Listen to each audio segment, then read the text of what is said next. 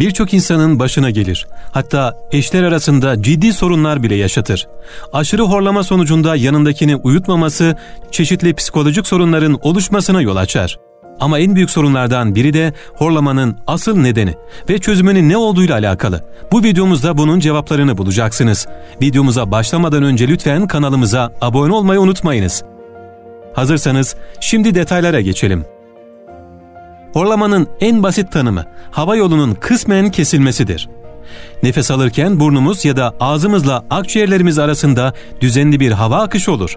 Otururken, egzersiz yaparken ya da herhangi bir hareketimiz anında havanın burun içinde ağızdan daha hızlı hareket etmesi durumunda soluduğumuz hava bazı sesler üretir ve bu sesler oldukça az çıkar. Ancak uyku esnasında boğazımızın arka bölgesinde yer alan kaslar kısmen gevşeyip hatta geçici olarak kapandığı için kişi nefes almaya çalışırken boğazda bir titreme meydana gelir. Bu durumda horlamaya neden olur. Her horlamanın nedeni uyku apnesi değil. Birçok farklı sağlık sorununun horlamaya neden olabileceğini sakın unutmayın. Hemen hemen herkes hayatının bir döneminde horlama sorunu yaşar.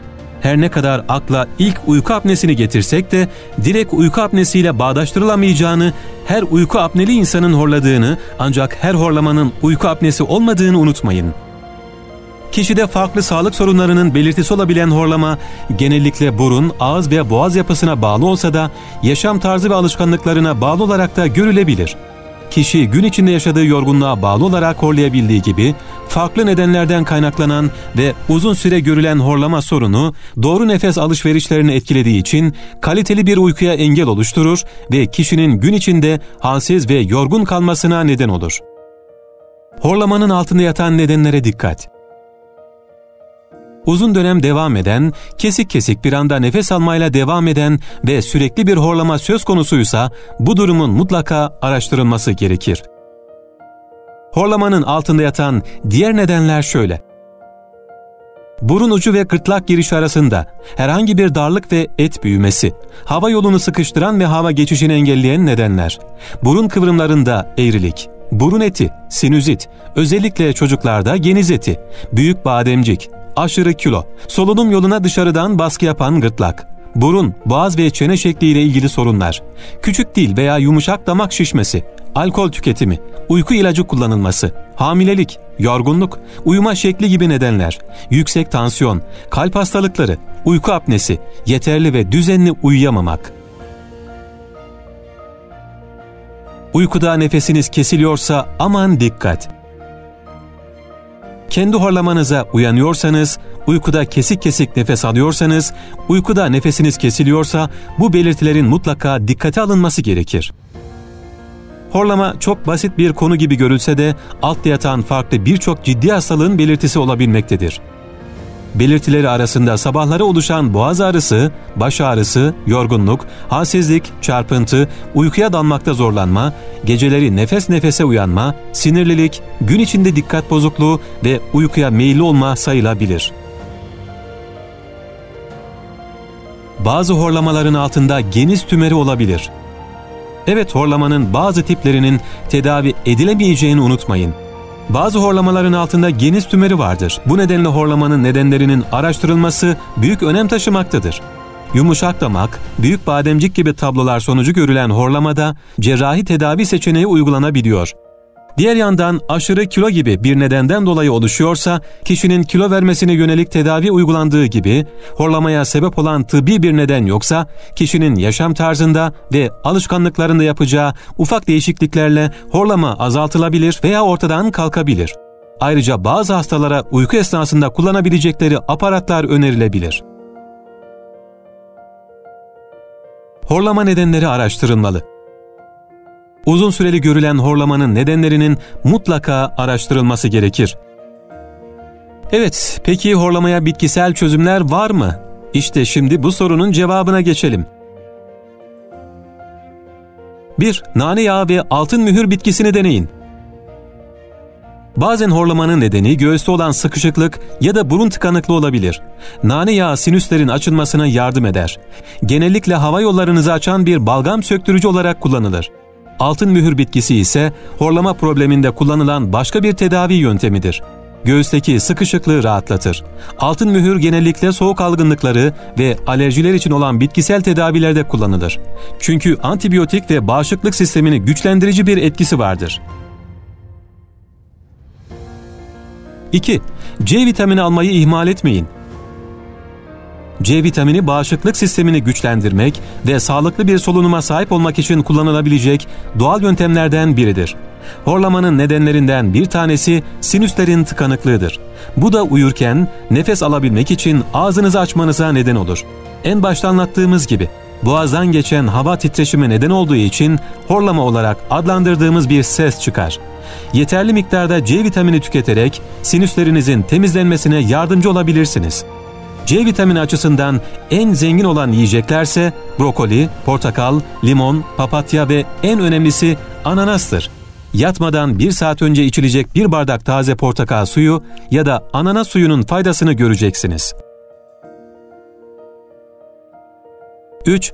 Nane ve çemen otu. Sindirimin sağlıklı bir uykuya büyük bir etkisi vardır. Bu yüzden horlamalara neden olabilir.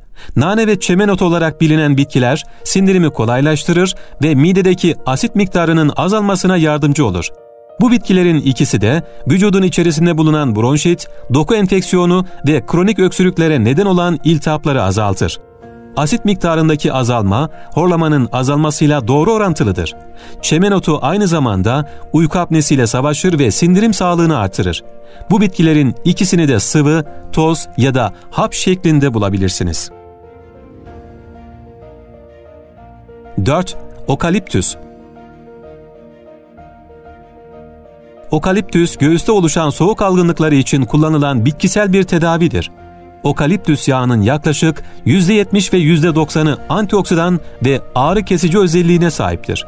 Okaliptüs yağını birçok şekilde kullanarak horlamaları önleyebilirsiniz.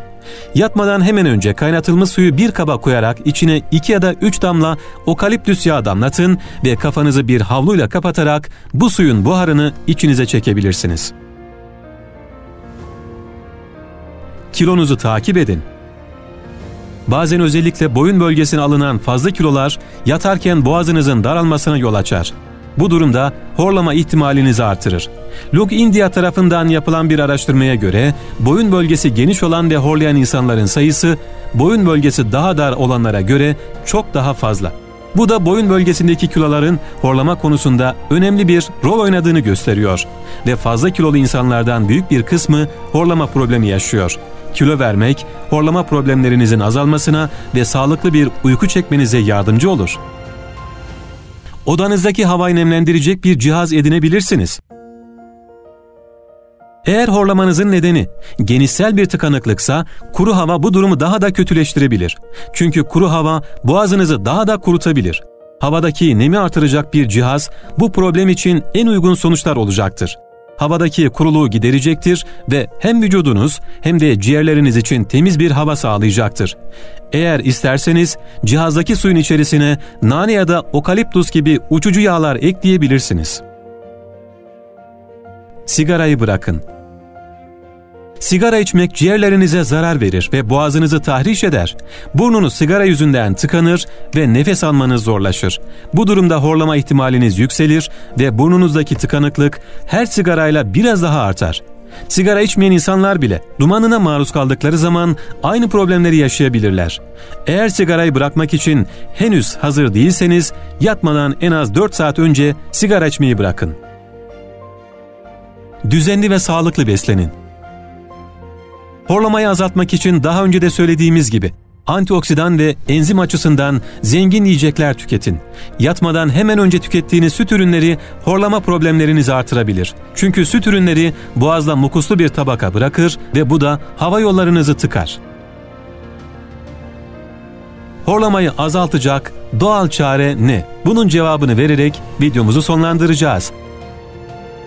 Bu içecek tamamen doğal bileşenlerle yapılır ve vücudun ürettiği mukus miktarını azaltır ve bağışıklık sisteminizi güçlendirir ve en önemlisi boğazınızı temizler.